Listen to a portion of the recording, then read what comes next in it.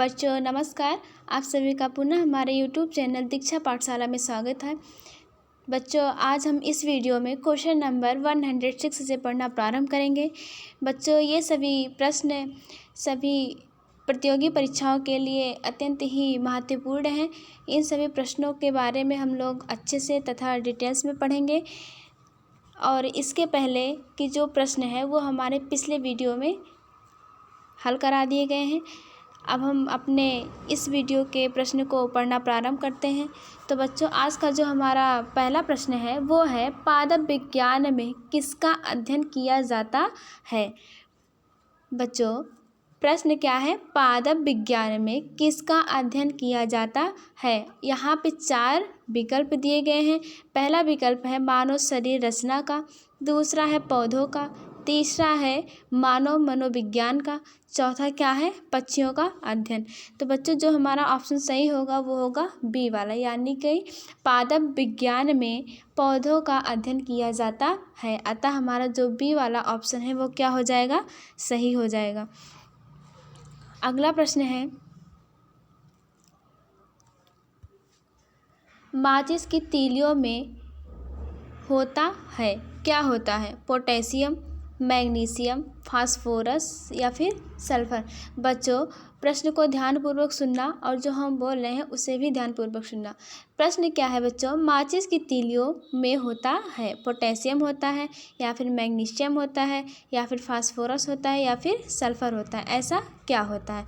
तो बच्चों हम लोग जान लेते हैं माचिस की तीलियों में फास्फोरस होता है। अतः हमारा सी वाला जो ऑप्शन है वो क्या हो जाएगा, सही हो जाएगा। अब इसको थोड़ा सा हम लोग जान लेते हैं कि ये होता क्या है। माचिस की तीलियों में फास्फोरस युक्त, क्या बच्चों, फास्फोरस युक्त किसमें, माचिस की तीलियों में फास्फोरस युक्त पदार्थ का लेप किया जाता है। तीलियों पर फास्फोरस लेप करने हेतु जिलेटिन का प्रयोग किया जाता है। किसका बच्चों, जिलेटिन का। ठीक है, तो इस प्रकार हमने क्या जाना, माचिस की तीलियों में फास्फोरस युक्त पदार्थ का लेप किया जाता है। तीलियों पर फास्फोरस लेप करने तीलियों पर फास्फोरस का लेप करने हेतु जिलेटिन का प्रयोग किया जाता है। ऑलराइट, नेक्स्ट क्वेश्चन, निम्नलिखित में से किसमें विटामिन डी सबसे अधिक पाया जाता है। जैतून के तेल में, सूरजमुखी के तेल में, मछली के तेल में या फिर इनमें से कोई नहीं। ऐसा कौन सा तेल होता है जिसमें विटामिन डी सबसे अधिक पाया जाता है। तो बच्चों हमारा जो ऑप्शन सही होगा वो सी वाला, मछली के तेल में सबसे अधिक क्या पाया जाता है, विटामिन डी। अब विटामिन डी क्या होता है इसके बारे में हम लोग जान लेते हैं। बच्चों जो विटामिन डी होता है, ठीक है, इसका रासायनिक नाम होता है कैल्सीफेरॉल। क्या होता है मेरे प्यारे बच्चों, कैल्सीफेरॉल। ओके, विटामिन डी वसा में घुलनशील होता है। तो बच्चों 2 प्रकार के होते हैं, क्या, एक वसा में घुलनशील विटामिन होता है और एक क्या होता है, जल में घुलनशील विटामिन होता है। तो जो मेरा विटामिन डी है वो किस में घुलनशील है, वसा में होता है, वसा में घुलनशील विटामिन है। ठीक है, ये जो क्या है विटामिन डी, यह प्रो हार्मोन का समूह होता है। ठीक है, विटामिन डी की मदद से कैल्शियम को शरीर में बनाए रखने में मदद मिलती है तथा यह हड्डियों के लिए क्या होता है बच्चों, अति ही आवश्यक होता है, अति आवश्यक होता है। विटामिन डी को हम लोग और किस नाम से जानते हैं इसको भी देख लेते हैं। तो बच्चों विटामिन डी को सनशाइन विटामिन तथा एंटी रिकेट्स विटामिन, क्या बच्चों, सनशाइन विटामिन और एंटी रिकेट्स विटामिन भी कहा जाता है। अतः विटामिन डी को किसके नाम से जानते हैं, सनशाइन विटामिन तथा रिकेट्स विटामिन के नाम से भी जाना जाता है। यह पराबैंगनी प्रकाश, यह पराबैंगनी किसमें बच्चों, यह पराबैंगनी प्रकाश की उपस्थिति में प्रकाश की उपस्थिति में कोलेस्ट्रॉल, किसमें?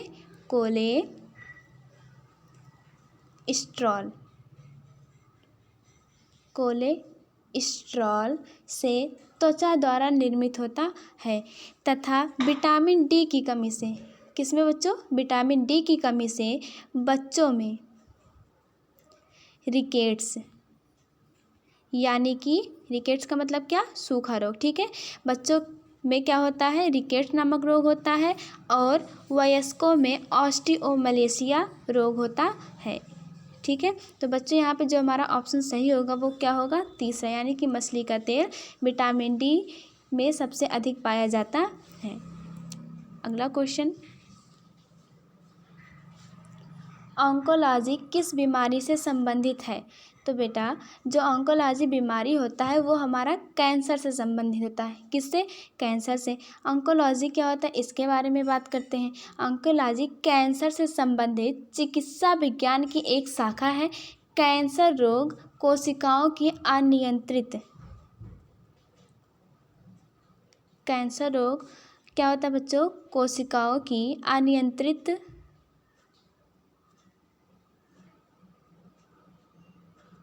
वृद्धि होती है। ठीक है, अगला क्वेश्चन, शोर के किस स्तर से ऊपर का शोर कान में दर्द एवं क्षति का कारण होता है? ऑप्शन क्या क्या दिया गया है बच्चों, इसको देख लेते हैं। तो हमारा जो पहला विकल्प है वो है लगभग 80 डेसिबल, दूसरा है लगभग 130 डेसिबल, तीसरा क्या है? लगभग 150 डेसिबल और चौथा क्या है बच्चों? लगभग 180 डेसिबल। ठीक है, तो हमारा ऑप्शन इसमें से सही क्या है? तो हमारा जो ऑप्शन सही है वो क्या है? बी वाला, लगभग 130 डेसिबल। ठीक है, साधारण बातचीत करने की जो ध्वनि होती है बच्चों वह कितना होता है? 60 डेसिबल। कितना होता है बच्चों? 60 डेसिबल होता है। ध्वनि की तीव्रता और कोमलता जो होती है वह किस में मापी जाती है? डेसिबल में। किस में मापी जाती है बच्चों? डेसिबल में मापी जाती है। सामान्य श्वसन की जो प्रबलता होती है, कहने का तात्पर्य क्या है बच्चों? जो सामान्य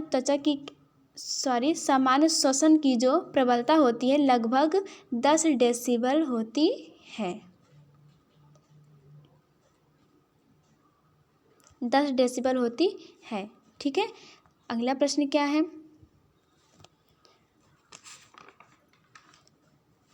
अगला प्रश्न है बच्चों, समुद्र में नदी की अपेक्षा तैरना आसान होता है क्योंकि?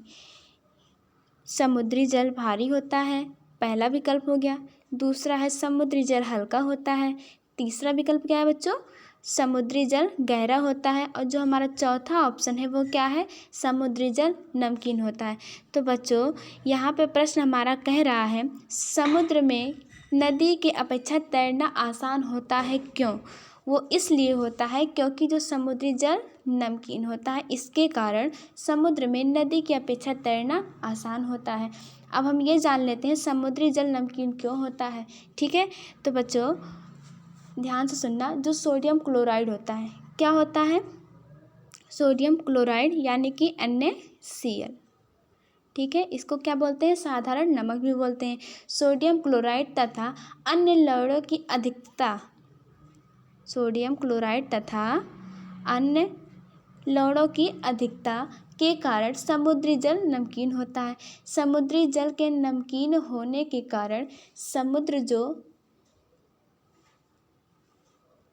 क्या बच्चों ध्यान सुनना, समुद्री जल के नमकीन होने के कारण समुद्र का जो जल होता है उसका घनत्व क्या होता है? अधिक होता है।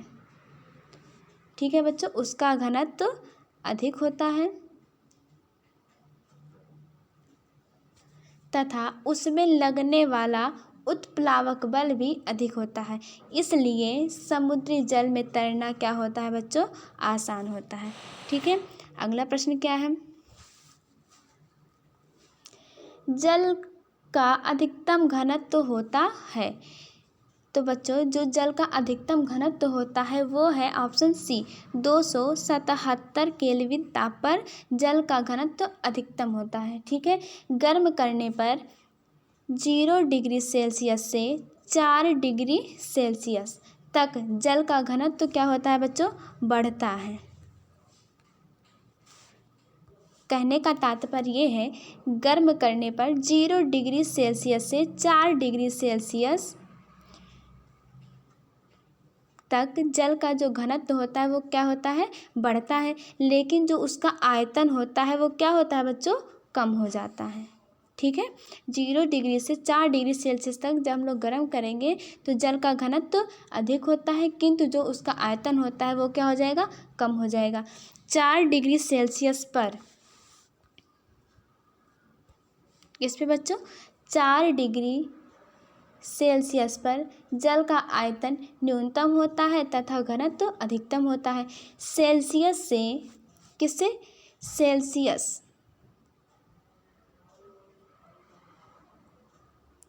सेल्सियस से केल्विन में परिवर्तित करने के लिए बच्चों क्या करेंगे, सेल्सियस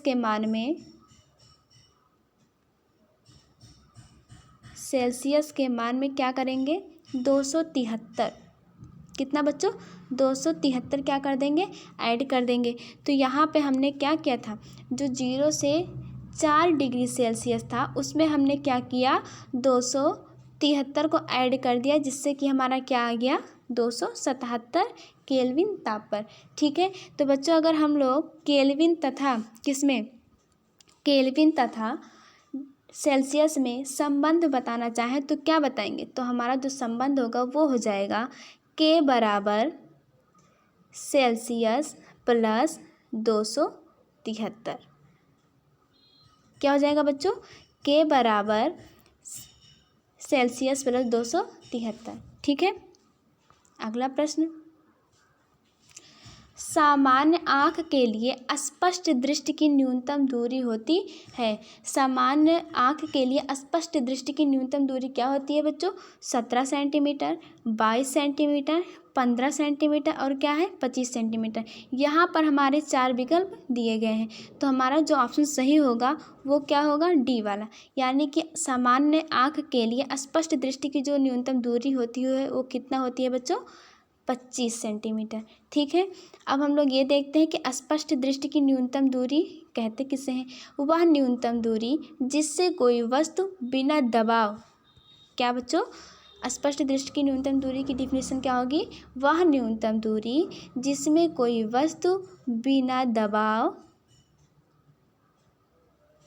या तनाव के स्पष्ट रूप से दिखाई दे, यानी साफ साफ दिखाई दे, तो उसे क्या कहते हैं, स्पष्ट दृष्टि की न्यूनतम दूरी कहते हैं। ठीक है। अगला प्रश्न क्या है, निम्नलिखित में से एल्यूमीनियम का सबसे महत्वपूर्ण अयस्क है। बच्चों प्रश्न को ध्यानपूर्वक सुनना, क्या है, निम्नलिखित में से एल्यूमीनियम का सबसे महत्वपूर्ण अयस्क है। ऑप्शन क्या क्या दिया है इसको देखते हैं पहले। हेमेटाइट दिया गया है, बॉक्साइट दिया गया है, कैओलिनाइट दिया गया है और चौथा क्या दिया गया है, अभ्रक। ठीक है। तो बच्चों जो हमारा एल्युमिनियम का सबसे महत्वपूर्ण अयस्क होता है वो क्या है, बॉक्साइट। यहाँ पे जो ऑप्शन दिया गया है, पहला ऑप्शन हमारा जो है वो किसका है, आयरन का, यानी कि यफी का है। यफी का क्या है, अयस्क है। बाकी के जो 3 ऑप्शन दिए गए हैं वो किसका अयस्क है, एल्यूमिनियम का। ठीक है। तो ये जो तीनों ऑप्शन एल्यूमिनियम का दिया गया है बच्चों, उसमें से जो सबसे महत्वपूर्ण है वो क्या है, बॉक्साइट। यानी कि जो बॉक्साइट है एल्यूमिनियम का सबसे महत्वपूर्ण अयस्क होता है। अब हम लोग ये जान लेते हैं कि इसका फार्मूला क्या होता है।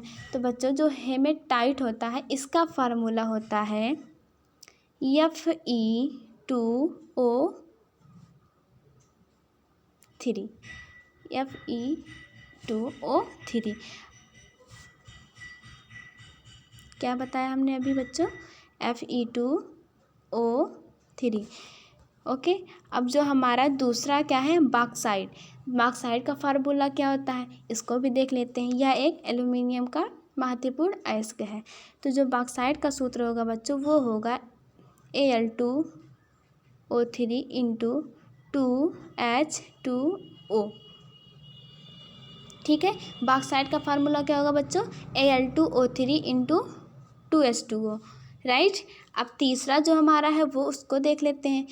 तीसरा क्या है? काओलिनाइट। इसका फार्मूला होता है बच्चों Al2O3 into 2SiO2 into 2H2O। ठीक है, अब जो हमारा अभ्रक है उसको भी देख लेते हैं। अभ्रक का क्या होता है?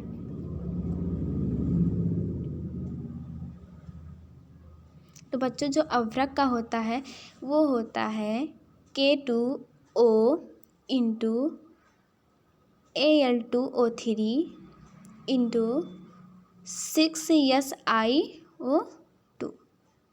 तो इस प्रकार बच्चों हम लोगों ने क्या जाना? हेमेटाइट का फार्मूला जाना और बॉक्साइट का भी जाना, काओलिनाइट का भी जाना और अभ्रक का भी जाना। ठीक है, हम लोग आगे बढ़ते हैं।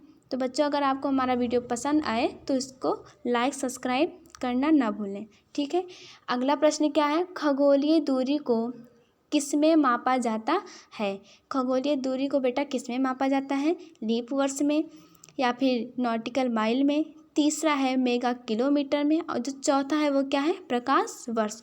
तो बच्चों ऑप्शन जो हमारा सही होगा वो क्या होगा? प्रकाश वर्ष, क्योंकि खगोलीय दूरी जो मापा जाता है वो प्रकाश वर्ष के माध्यम से मापा जाता है।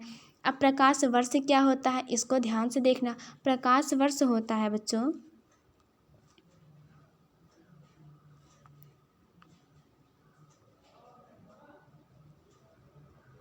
जो प्रकाश वर्ष होता है बच्चों उसको ध्यान से सुनना। प्रकाश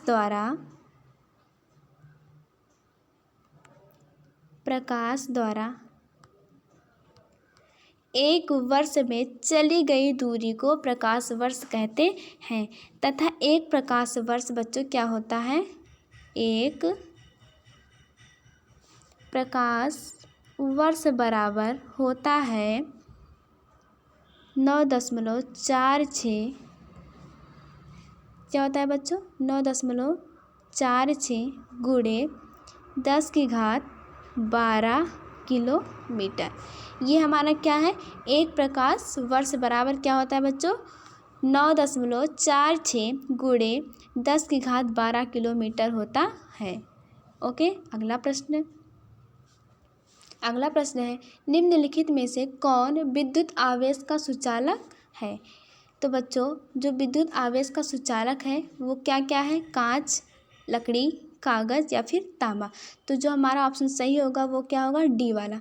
तांबा क्या होता है? विद्युत आवेश का सुचालक होता है। ठीक है, तो यहाँ पे हमारा जो डी ऑप्शन है वो क्या हो जाएगा? सही हो जाएगा। अगला प्रश्न, मगरमच्छ के बच्चे को क्या कहा जाता है? तो बच्चों यहाँ पे ऑप्शन को ध्यान से देखना। क्वेश्चन हमारा बहुत अच्छा है, ये बहुत इंपॉर्टेंट क्वेश्चन है। इसमें पूछा क्या गया है? मगरमच्छ के बच्चे को क्या कहा जाता है? कोडलिंग, गोसलिंग, हैचलिंग या फिर फिंगरलिंग। ठीक है, तो बच्चों यहाँ पे हम सारे ऑप्शन को देख लेते हैं कि किसको क्या कहते हैं। जो पहला ऑप्शन है क्या है? कोडलिंग। कीट के बच्चे को, किसके बच्चे को बच्चों? कीट के बच्चे को हम लोग क्या कहते हैं? कोडलिंग कहते हैं। ठीक है, और जो दूसरा ऑप्शन है वो क्या है? गोसलिंग। हंस के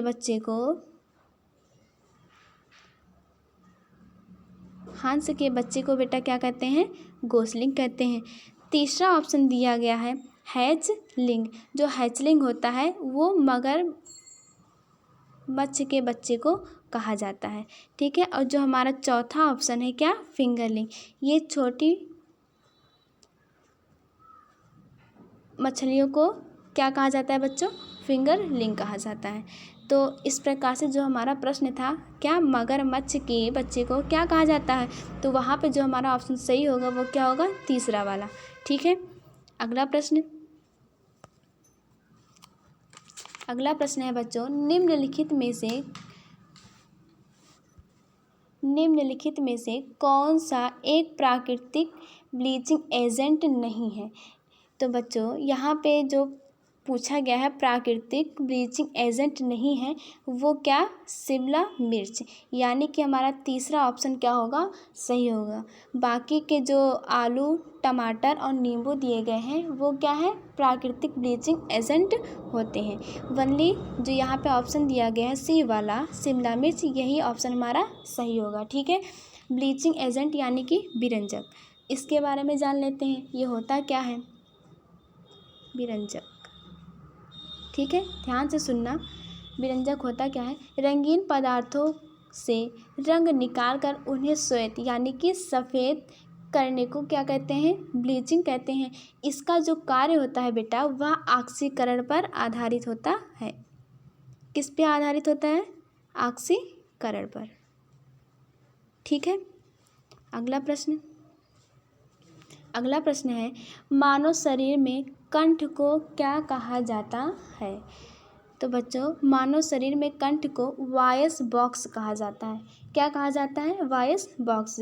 अब इसके बारे में जान लेते हैं। यह वयस्कों में लगभग 5 सेंटीमीटर लंबाई, क्या बच्चों, यह वयस्कों में कितना सेंटीमीटर, 5 सेंटीमीटर लंबी नलिका होती है, जो कि गले में ट्रेकिया के ऊपर तथा भोजन नली के सामने स्थित होता है।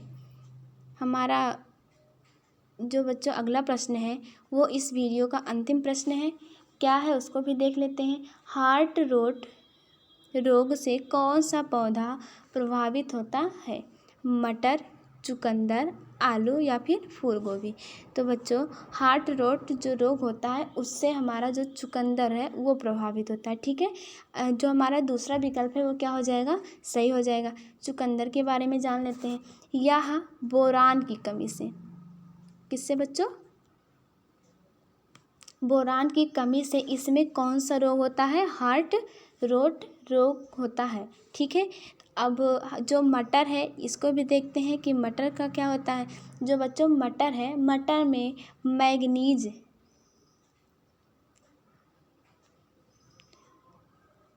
किसमें, मैग्नीज की कमी से मार्स स्पॉट नामक रोग होता है। ठीक है, अब जो आलू है उसको भी देखते हैं। तो बच्चों, आलू में ऑक्सीजन की कमी, किसकी कमी से, ऑक्सीजन की कमी तथा कार्बन डाइऑक्साइड की अधिकता से ब्लैक हार्ट नामक रोग होता है। तो बच्चों, इस प्रकार से यह हमारा अंतिम प्रश्न था।